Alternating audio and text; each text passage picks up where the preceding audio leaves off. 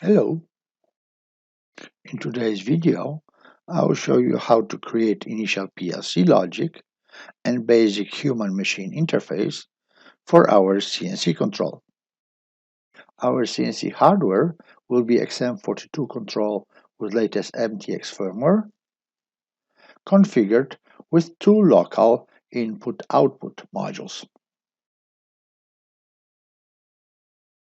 On the software side, we use latest version of IndraWorks Engineering. First, I created new project, named it MTX Initial PLC, and then reset our control to factory default configuration with 1 channel and 4 axes. You can find detailed presentation how to reset control in video CNC MTX with XM42 controller factory reset and setup, and how to reset parameters in video CNC MTX with XM42 controller initial parameter setup. Additionally, since we will work only with PLC and HMI without any motion, we will set all our axes into virtual mode.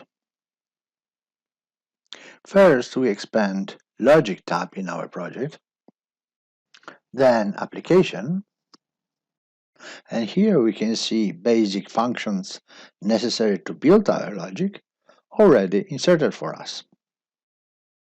So there is Library Manager with a lot of ready-to-use functions, data types, and function blocks dedicated for different applications. Then there is Symbol Configuration, where we prepare our PLC to communicate with HMI and outside world, and Task Configuration, where we can set timing for our multitasking PLC and task priorities.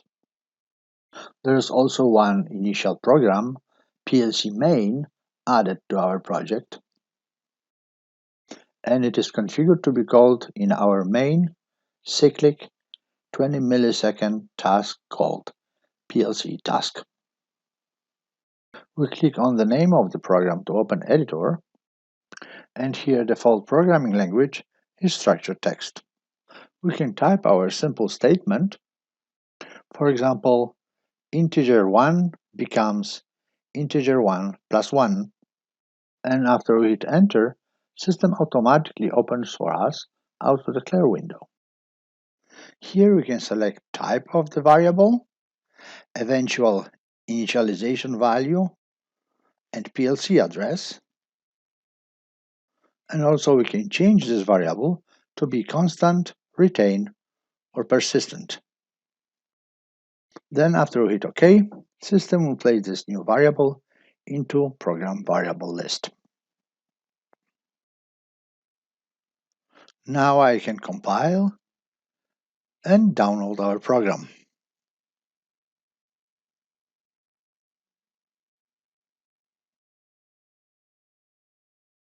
After download, our PLC does not start automatically, and we can see it both in our program and by watching the color of LED STA in front of our control.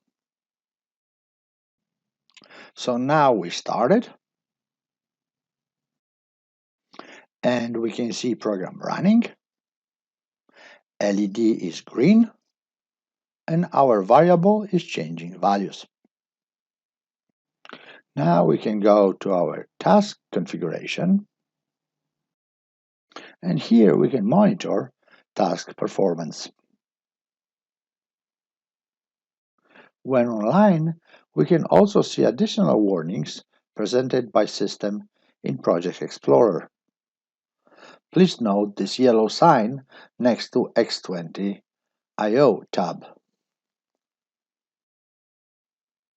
When we point our mouse on it, we got the message equipped with too many modules.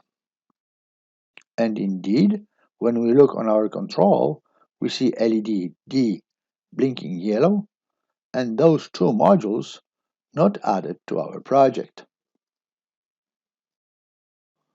Those modules are S20 DI16 by 4 DO8 by 3 HS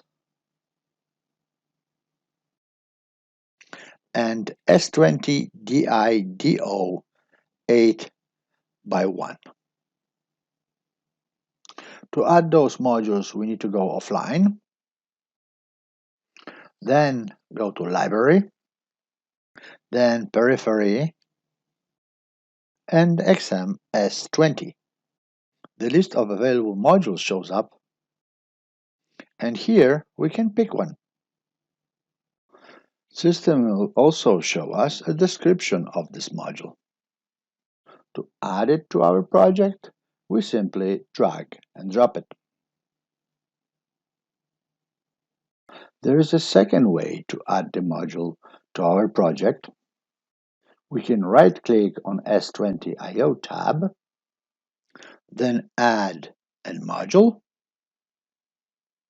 Our list shows up, and here we can select our module.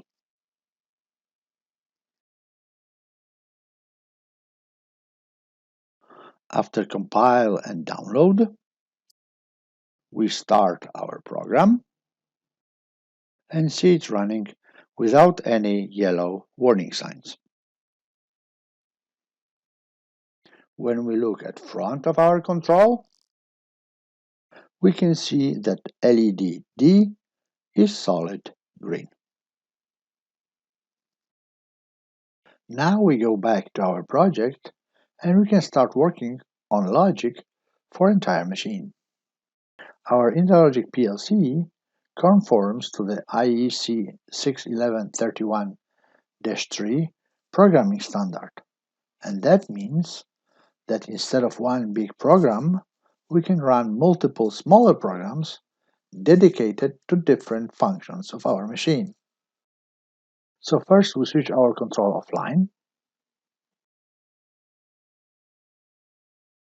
Then we add new program to our application. We name it PR General and select Ladder Logic Diagram as implementation language. This program will run functions shared by all other programs. So first we'll create simple 1-second blinker. To edit first rank, we simply right-click on it and then select a coil from the list. We name it Blinker, and system automatically helps us with declaration. Next, we add a timer. So first we add empty box, and then we put type TON. Since it is a function block, we need to give it a name, for example, timer 1, and system will auto-declare it for us. Next, we need to preset a delay time for our timer, and to make it 1 second, we type T#1S.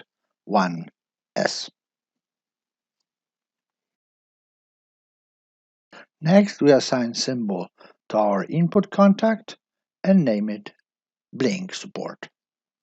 Now we add second rank to our logic, but this time we double-click in rank field, and new window called Toolbox shows up. And here we have all elements needed to build our ladder logic. So we can pick a coil and then drag and drop it into our logic. Now we start typing variable name. System will automatically give us the list of existing variables, and we can pick blink support. Next, we'll drag and drop a timer to our rung.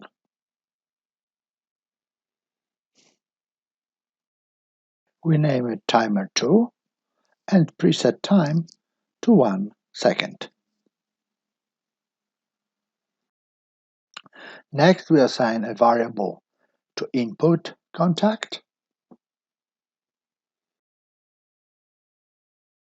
And to close timer loop, we negate original input. Since it is a new program, we need to add it to our task.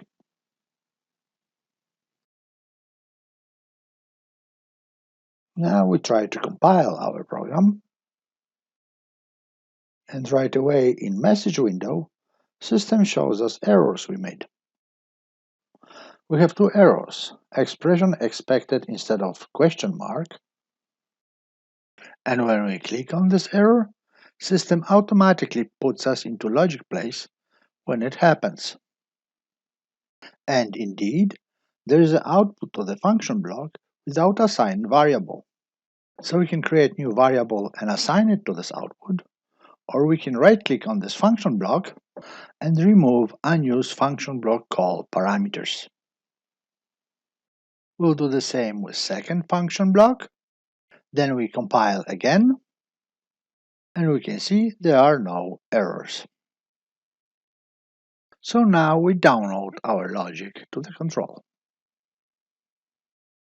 Then we start it and see our blinker blinking. Now we'll use our blinker to activate I/O output.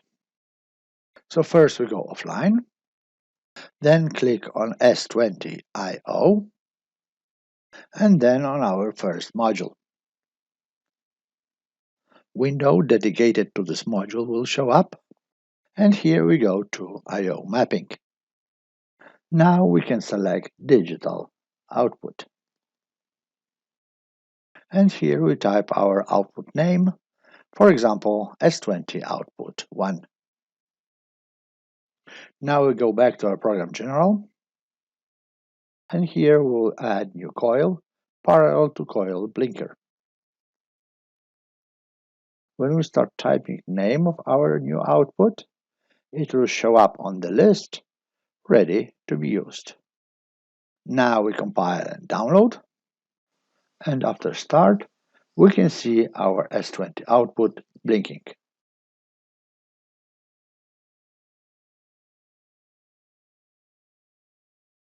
When we created our variable blinker, we wanted it to be shared for all programs, but right now it is declared and available only in Program General.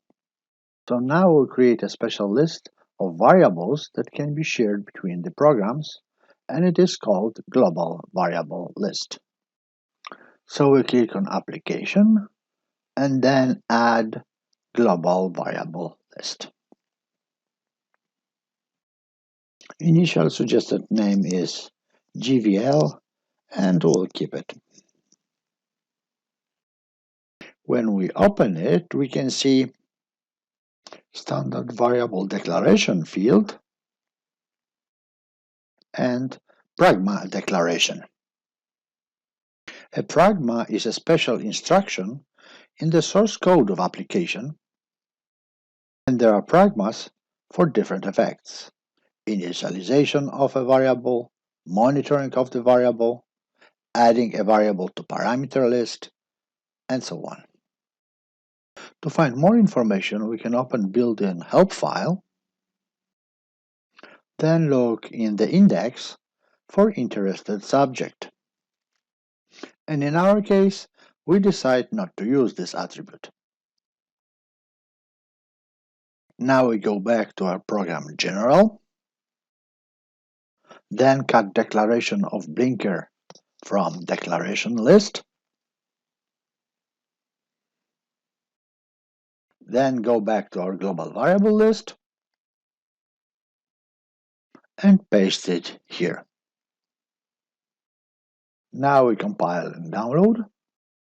Then after start, we can see our blinker running, and it's not declared here locally, but globally in global variable list.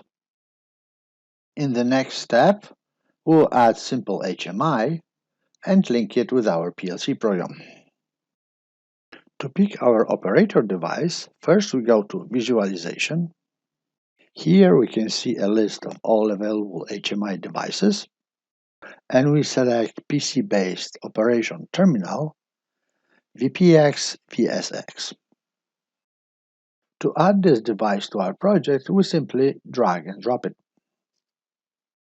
The HMI wizard opens up, and here we can configure our operation panel. First, we will select VDP15 as a device type. This is widescreen, multi-touch, horizontal operation panel, pre-configured for MTX control, and we can run its simulation in separate window that fits our screen. Now we can see new element added to our project, and when we click on it, we can see all necessary tools to develop it. We can start simulation here,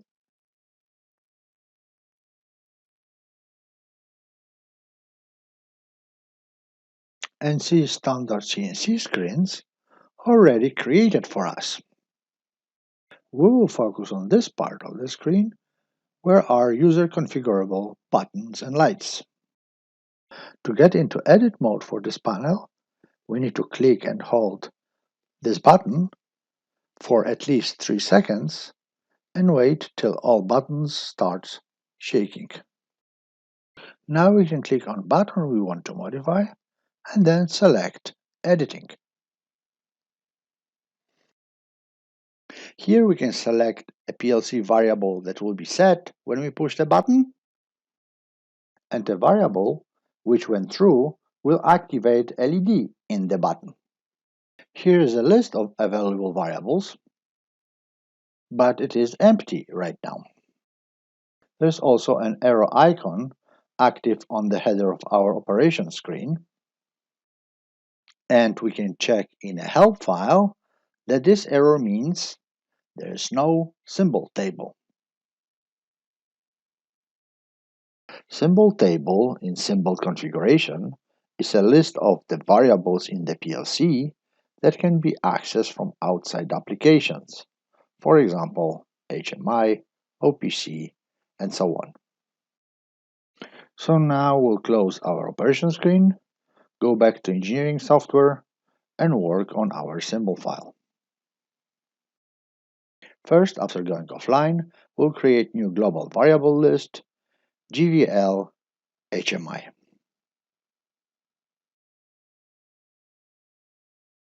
This special, dedicated list will have all variables we allow to be accessed from outside.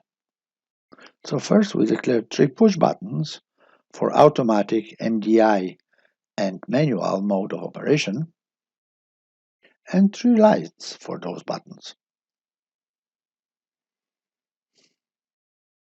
We can always check what signals from the control are available for HMI by clicking on Process Variable button.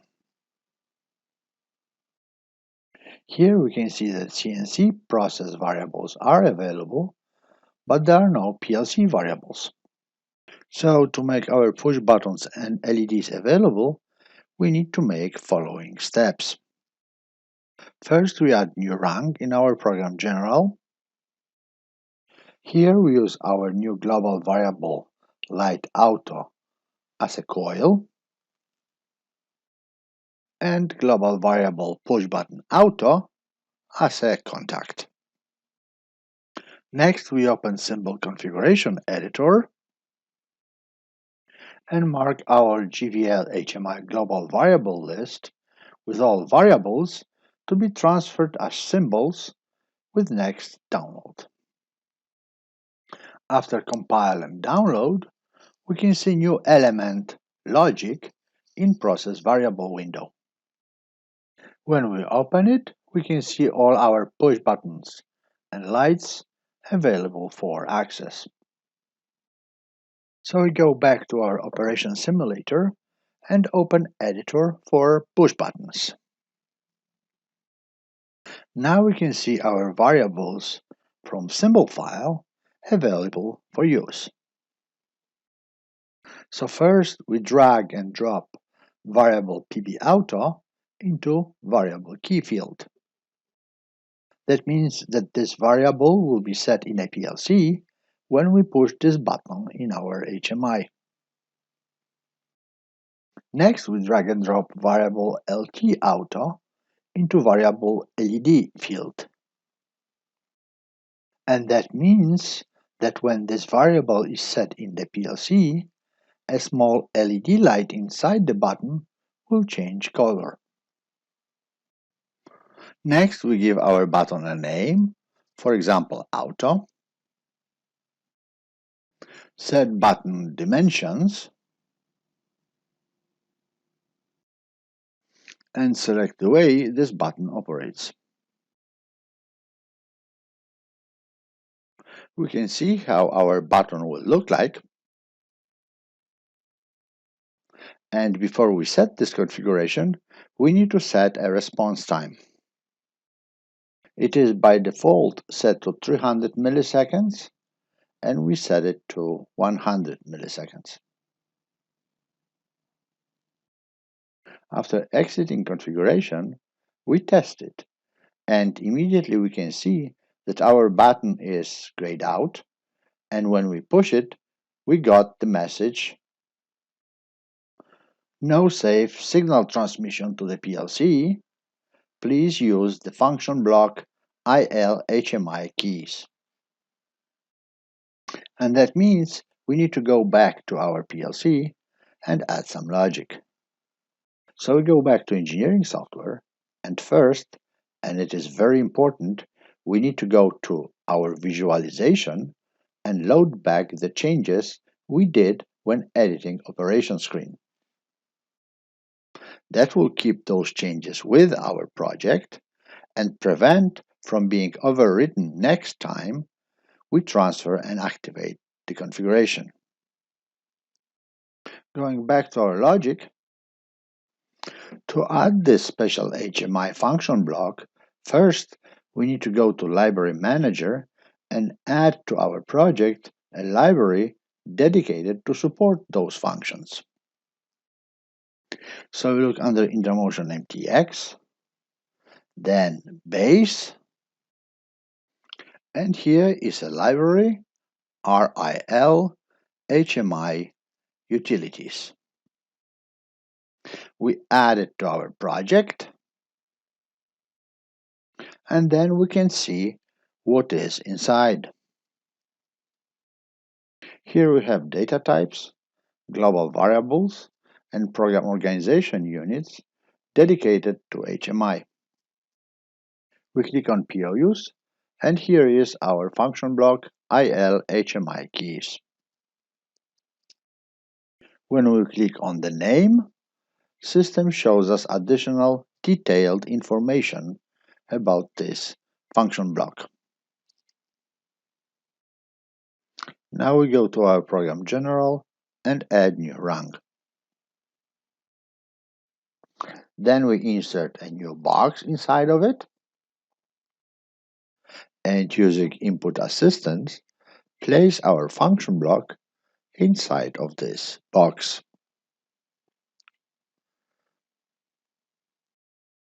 We name this block FBM keys, and when Auto-Declare window opens, we'll not declare it locally, but globally with all other HMI variables in GVL HMI global variable list.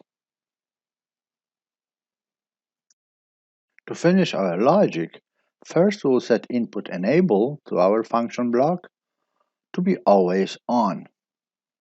The easiest way to do it is by simply deleting the contact connected to this input.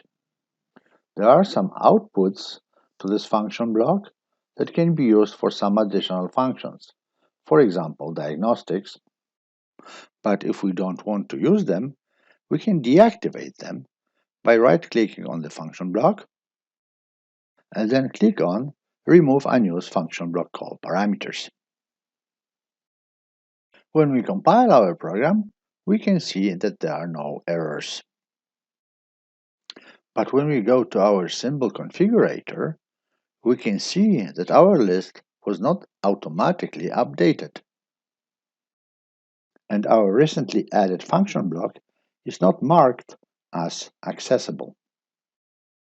So for this function block to work properly, we must mark it. There is a way to automatically update selected list into the symbol configuration. For that, we go to our GVL HMI global variable list and use Pragma. To select right Pragma, we can look into help file, then index, and then start typing attribute. The list shows up, and we can select attribute symbol. Here we have a detailed description of this Pragma and example how to use it. So we can simply cut a declaration from example and paste it into our GVL HMI global variable list. After compiling and download, we can go to our process variables and under data, see our function block active and accessible. So our PLC is ready, but we need to go to HMI editor and configure it to work with our new function block. So we click on VDB 15, then Properties, and then Communication. And here we have a field, Instance of the M key function block. We can type it here or click on the small icon and select it from additional process variables window.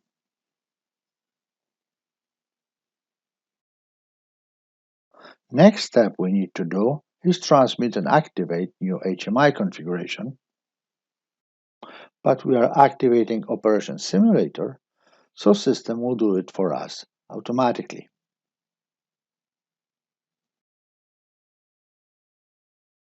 Now we can see our operation screen and PLC running, and when we push our Auto button, our PP Auto contact is activated, and also when coil LT Auto is on, our small LED in the button turns yellow. So now we have done all necessary steps to create basic logic and basic configuration of HMI. We'll use this program as a base for further videos showing how to create other parts of the machine. Thank you for your attention.